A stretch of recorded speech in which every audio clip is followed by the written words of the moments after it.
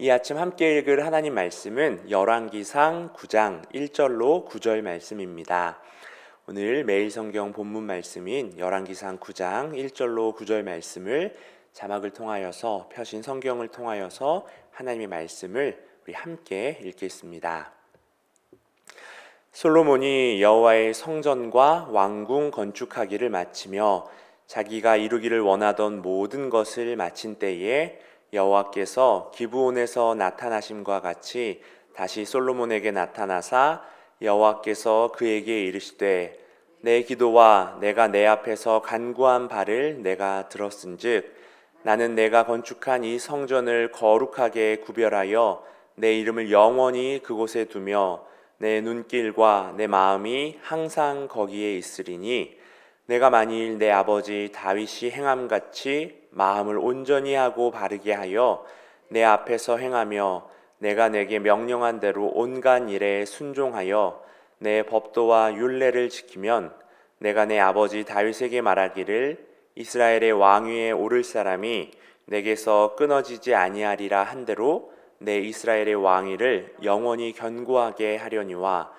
만일 너희나 너희의 자손이 아주 돌아서서 나를 따르지 아니하며 내가 너희 앞에 둔 나의 계명과 법도를 지키지 아니하고 가서 다른 신을 섬겨 그것을 경배하면 내가 이스라엘을 내가 그들에게 준 땅에서 끊어버릴 것이요 내 이름을 위하여 내가 거룩하게 구별한 이 성전이라도 내 앞에서 던져버리리니 이스라엘은 모든 민족 가운데에서 속담거리와 이야기거리가 될 것이며 이 성전이 높을지라도 지나가는 자마다 놀라며 비웃어 이르되 여호와께서 무슨 까닭으로 이 땅과 이 성전에 이같이 행하셨는고 하면 대답하기를 그들이 그들의 조상들을 애굽 땅에서 인도하여 내신 그들의 하나님 여호와를 버리고 다른 신을 따라가서 그를 경배하며 섬김으로 여호와께서 이 모든 재앙을 그들에게 내리심이라 하리라 하셨더라. 아멘. 마태, 마가, 누가, 요한 이 사복음서에는 여러 가지 예수님의 사역들과 또 말씀들이 기록되어 있죠. 그런데 사복음서 각각의 책에만 써 있는 내용들이 있고 이 마태복음 17장에 보면은 성전세를 내기 위하여서 물고기 입속에서 동전을 취하여서 예수님과 또 베드로의 성전세를 내는데 이 이야기는 마태복음에만 나오고 또 누가복음 15장에 보면 탕자의 비유가 나오는데 그 말씀은 누가복음에만 있는 내용이죠. 또 마가와 요한복음에는 없지만 마태와 누가복음에만 기록된 내용들도 있습니다.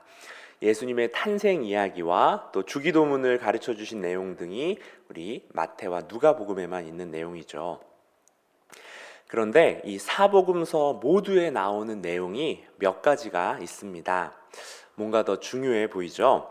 이 오병이어, 그리고 십자가와 부활 사건, 그리고 성전 정화 사건이 마태, 마가, 누가, 요한 사복음서 모두에 나오는 내용들입니다. 이 솔로몬의 기도처럼 만민이 기도하는 집으로 부름받은 성전이 제사장들의 이권과 또 돈벌이 수단으로 전락하여서 이 하나님의 이름이 더럽혀지고 있는 것을 보신 예수님께서 성전을 뒤집어 엎으셨습니다. 모든 복음서에 기록될 만큼 아주 중요한 사건이었다라는 것이죠. 이스라엘에게 있어 이 성전은 이 하나님과 같은 존재였습니다. 신성 불가침의 영역이자 영원히 무너지지 않는 곳이었습니다. 그러나 돌이키지 않는 이 이스라엘의 죄악으로 인하여서 솔로몬의 성전 건축 이후 400년 정도가 흐른 다음 이 바벨론에 의하여서 이 성전이 완전히 파괴되는 경험을 하게 됩니다. 영원한 하나님의 성전이 무너지다니 이 나라가 망한 것보다 더 큰 충격이 이스라엘 백성에게 찾아왔습니다. 그러나 오늘 읽은 이 열왕기상 9장 말씀에 이미 하나님께서는 말씀하고 계십니다. 절대적으로 영원한 것은 없다고 말이죠. 오직 하나님과의 관계 속에서만 영혼은 존재하고 우리가 그 영혼을 누릴 수 있습니다. 아무리 하나님의 선택을 받은 이스라엘이라고 하더라도, 하나님의 이름이 있는 성전이라고 할지라도 하나님과의 바른 관계에서 벗어난다라면은 더 이상 이스라엘도 성전이라고 할지라도 영혼을 누릴 수 없음을 우리는 깨닫게 됩니다. 여러분, 관계라는 것은 일방적인 것이 아니죠. 늘 관계는 쌍방적입니다.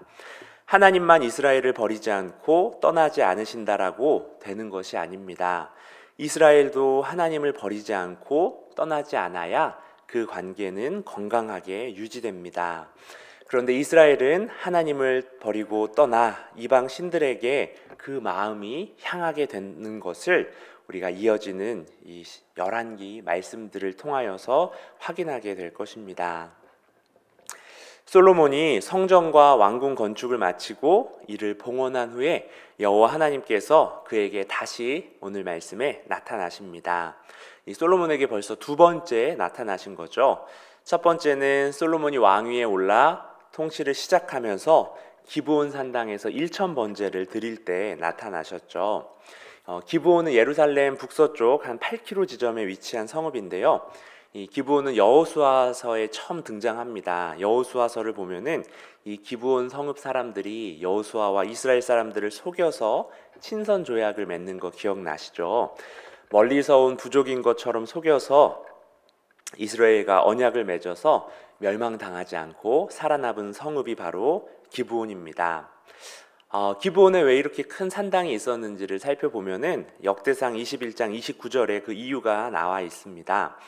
모세가 광야에서 지은 여호와의 성막과 번제단이 기브온 산당에 있었다라고 기록되어 있는데, 언약궤는 다윗 때에 예루살렘으로 모셔왔지만 이 광야 시절에 만들었던 성막과 번제단이 기브온에 남아 있어서 사람들이 많이 찾는 아주 큰 규모의 예배 처소, 또 제사 처소였음을 우리는 알 수 있습니다. 그곳에서 우리 솔로몬이 1000번제를 드렸습니다. 그로부터 한 20년 후 성전 건축에 7년, 왕궁 건축에 13년이 소요가 됐으니까 한 20년이 지난 후에 솔로몬이 이 성전과 왕궁을 다 완공한 후에 성전 봉헌식까지 마친 후 드린 그 기도에 대한 응답으로서 하나님께서 다시금 솔로몬에게 현현하십니다. 하나님이 나타나신 이유는 바로 솔로몬이 드린 기도와 간구를 들으셨기 때문입니다.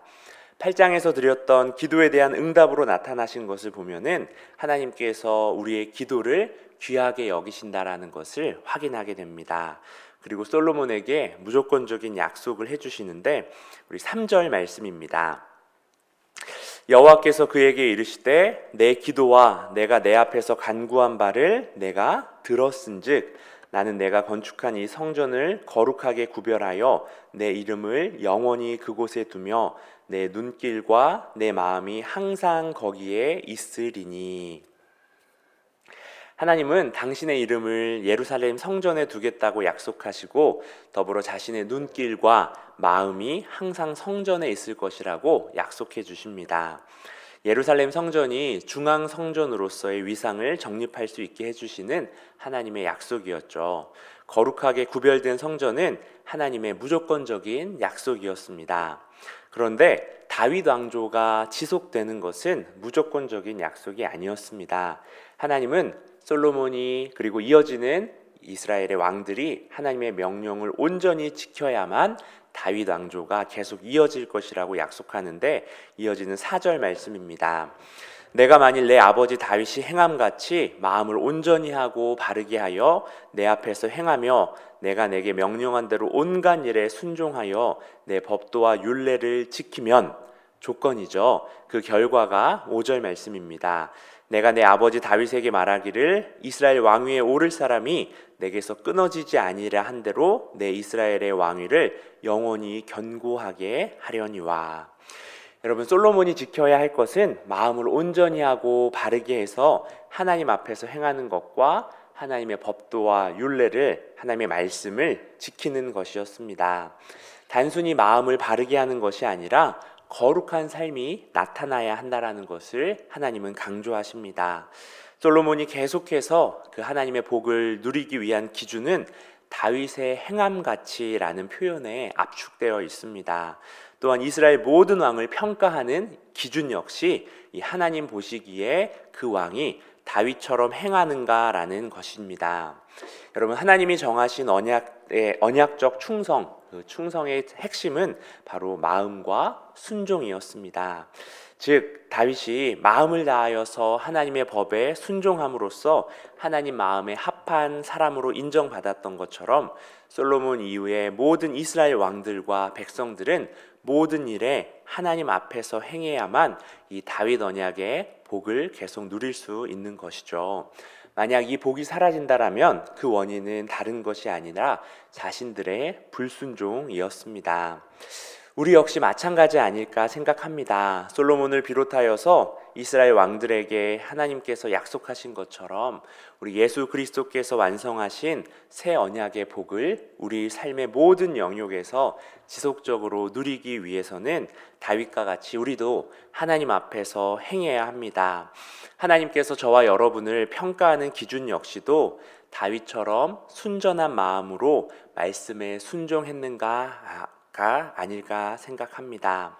사무엘이 사울에게 순종이 제사보다 낫다라고 충고했듯이 솔로몬의 1000번제와 엄청난 양의 화목 제물을 드리는 것보다 우리 일상에서의 그 순종의 제사가 더 중요함을 잊지 않기를 소망합니다. 이어서 하나님께서는 이스라엘이 하나님의 명령을 무시하고 다른 신을 섬긴다면은 다윗 왕조가 끊어지는 것으로 끝나지 않고 이스라엘 백성들이 이 땅에서 쫓겨나는 일이 벌어질 거라고 경고하시고 또한 성전이라 할지라도 던져버리실 거라는 선언까지 하시는데요. 땅에서 끊어진다라는 것은 더 이상 그 땅에서 살지 못하고 죽임을 당하거나 추방당한다라는 뜻이죠. 그리고 성전을 던져버리신다라는 것은 하나님이 그 성전에서 떠나시고 성전은 파괴되거나 불타버린다라는 뜻입니다. 실제로 이 바벨론 침공으로 인하여서 남유다가 멸망을 당할 때 백성들은 죽임을 당하거나 포로가 되어서 바벨론으로 끌려갔고 이 예루살렘 성전은 돌 위에 돌 하나도 남지 않을 만큼 불타버린 것을 우리는 기억합니다. 또 하나의 예를 우리는 실로의 성소에서 찾을 수 있습니다. 하나님의 성막이 위치했었고 하나님의 임재를 상징하는 언약궤가 있었던 실로가 돌 무더기가 되어버렸는데 우리가 저번 달에 함께 읽었던 예레미야에서 그 이야기가 나오죠. 예레미야는 실로가 돌 무더기가 된 것은 예루살렘 성전 역시도 그렇게 될 수 있다라는 것을 미리 보여준 예고편이라고 예루살렘 성전을 규탄했던 7장에서 선포했습니다. 7장 12절 14절 말씀인데요. 너희는 내가 처음으로 내 이름을 둔 처소 실로에 가서 내 백성 이스라엘의 악에 대하여 내가 어떻게 행하였는지를 보라. 그러므로 내가 실로의 행함같이 너희가 신뢰하는 바 내 이름으로 일컬음을 받는 이 집 곧 너희와 너희 조상들에게 준 이곳에 행하겠고.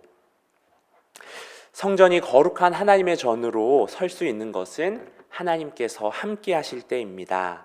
만약 하나님이 성전을 버리고 떠나신다라면 성전은 그저 하나의 건물일 뿐 그 이상도 그 이하도 아니죠.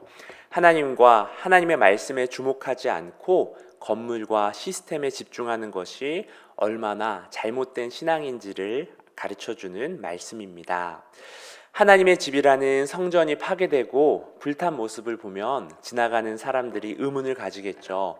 또한 이스라엘 백성이 죽임을 당하고 포로로 끌려가는 모습을 보면 만물의 창조주시고 또 역사의 주관자이신 여호와 하나님께서 왜 자기 백성을 이렇게 비참하게 만드셨는가 하며 놀라기도 하고 비웃기도 할 것입니다. 성전의 파괴와 멸망은 이스라엘 백성을 웃음거리로 만들 뿐만 아니라 이스라엘의 하나님이신 우리 여호와의 명예도 실추시키는 일이기 때문이죠. 그에 대한 여호와의 대답, 우리 하나님의 대답이 9절 말씀입니다. 우리 9절을 함께 읽어보겠습니다. 대답하기를 그들이 그들의 조상들을 애굽 땅에서 인도하여 내신 그들의 하나님 여호와를 버리고 다른 신을 따라가서 그를 경배하여 섬김으로 여호와께서 이 모든 재앙을 그들에게 내리심이라 하리라 하셨더라. 여러분, 역설적이게도 이 포로기에, 바벨론 포로기에 이스라엘 백성들은 이 9절 말씀에서 희망을 찾았습니다. 만약 하나님께서 능력이 없어서 자기 백성의 멸망을 그저 지켜볼 수밖에 없었다라면, 바벨론의 마르둑 신보다 약하여서 우리 이스라엘이 망한 거였다라면 더 이상 하나님께 이스라엘이 기대할 것이 없었을 것입니다. 그러나 하나님께서 자기 백성의 범죄 때문에 회초리를 치신 것이라면은 이스라엘은 아직 희망이 있습니다. 이 바벨론 포로 기간이 심판의 과정이라면 우리가 아직 언약 관계 안에 있는 것이고, 하나님이 원하신다라면 이스라엘 백성을 다시 회복시키실 수 있기 때문입니다. 이스라엘이 자신들의 죄를 깨닫고 회개하여 돌아서서 하나님의 뜻을 따른다면 하나님께서 용서해 주시고 새롭게 시작할 수 있도록 격려해 주실 수 있습니다. 이 구절은 출애굽 사건을 언급하죠. 출애굽은 노예였던 이스라엘을 하나님께서 그 땅에서 구출해 주신 역사였습니다. 그 동일한 그 역사가 회개한 포로 이스라엘에게 다시금 일어날 것을 이스라엘의 바벨론에 있던 이스라엘 백성들은 이 말씀을 보며 소망했습니다. 여러분, 우리의 신앙은 긴 여정과 같습니다. 성전을 완공해서 봉헌식까지 성대하게 치렀지만 이는 거룩한 삶의 출발일 뿐입니다. 우리도 예수 그리스도를 영접함으로 하나님의 자녀가 되었지만 구원의 길이 시작된 것이죠. 이후로 하나님 앞에서 말씀에 순종하며 살아가는 우리의 삶이 더 중요합니다. 참된 예배는 하나님을 경외하고 사랑하며 그분의 말씀을 잘 지켜가는 것입니다. 거룩한 백성으로서 거룩한 삶을 사는 것이 하나님을 기쁘게 하는 길이요, 우리가 번성하며 형통하는 길입니다. 만약 우리가 다윗처럼 순전한 마음으로 말씀에 순종하며 살지 않는다면 아무리 겉모습이 화려하다고 할지라도 하나님께서는 우리 안에 머무르지 않으실 것입니다. 말씀에 대한 그 순전한 순종으로 나아가는 우리 다드림의 모든 성도님들 되시기를 주님의 이름으로 축원합니다.